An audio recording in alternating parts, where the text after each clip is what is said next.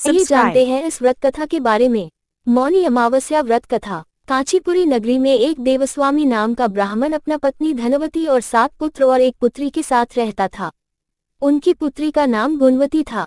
ब्राह्मण ने अपने 7 बेटों की शादी कर अपनी पुत्री के लिए सबसे बड़े बेटे को वर तलाशने के लिए भेजा। इसी दौरान किसी पंडित ने उनकी पुत्री की जन्म कुंडली देखी और उसके बारे में ऐसी बात बताई जिसे सुनकर सब चौंक गए। पंडित ने बताया कि देवस्वामी की कुंडली में एक दोष है, जिसके कारण पुत्री विधवा हो जाएगी। इसके बाद देवस्वामी ने इसके उपाय के बारे में पूछा। पंडित ने बताया कि सोमा का पूजन करने से ये दोष दूर हो सकता है। पंडित ने सोमा के बारे में बताया कि वह एक धोबिन है और सिंगल द्वीप में रहती है। उसे जैसे तैसे प्रसन्न करके यहाँ लेकर आओ।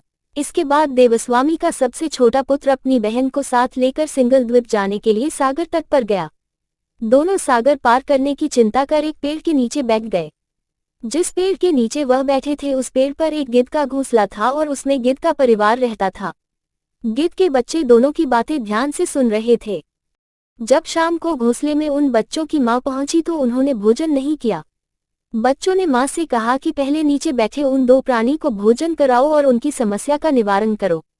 ये वचन लेने के बाद गिद्ध के बच्चों ने भोजन किया। अगले दिन गिद्ध की मदद से दोनों भाई बहनों को सिंगल द्वीप पहुंचा दिया गया। वहां उन्हें सोमा का घर भी मिल गया। दोनों भाई बहनों ने सोना को प्रसन्न करने के लिए एक योजना बनाई। वे दोनों नित्य प्रातः उठकर सोमा का घर झाड़कर लीप देते थे। इससे हैरान होकर एक दिन सोमा ने अपनी बहुओं से पूछा कि घर को कौन बुहरता है और लीपा पोती करता है। सोमा की झूठी प्रशंसा पाने के लिए उनकी बहुओं ने कहा, हमारे अलावा ये काम कौन करता है। लेकिन सोमा को इस बात का विश्वास नहीं हुआ और उसने अपने मन में ऐसा करने वाले को खोजने की कसम खाई। सोमा ने सुबह जल्दी उठकर देवस्वामी के भाई बहनों को लीपा पोती करते हुए पकड़ लिया। जिसके बाद सोमा के पूछने पर उन्होंने सोमा को पूरी बात बता दी। सोमा उनकी श्रम साधना प्रसन्न हो गई और घर उचित समय पर उनके घर पहुंचने का वचन दिया। मगर भाई ने अधिक आग्रह पर सोमा उनके साथ चल दी।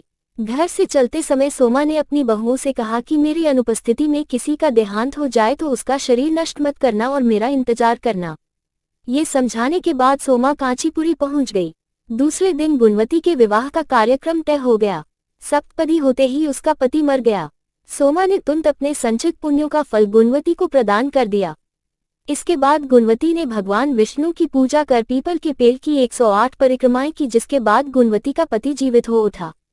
सोमा उन्हें सौभाग्यवती का आशीर्वाद देकर अपने घर लौट गई। उधर गुणवती को पुण्य फल देने के बाद सोमा के पुत्र जामाता तथा पति की मृत्यु हो गई। सोमा ने पुण्य फल संचित करने के लिए मार्ग में अश्वत्थ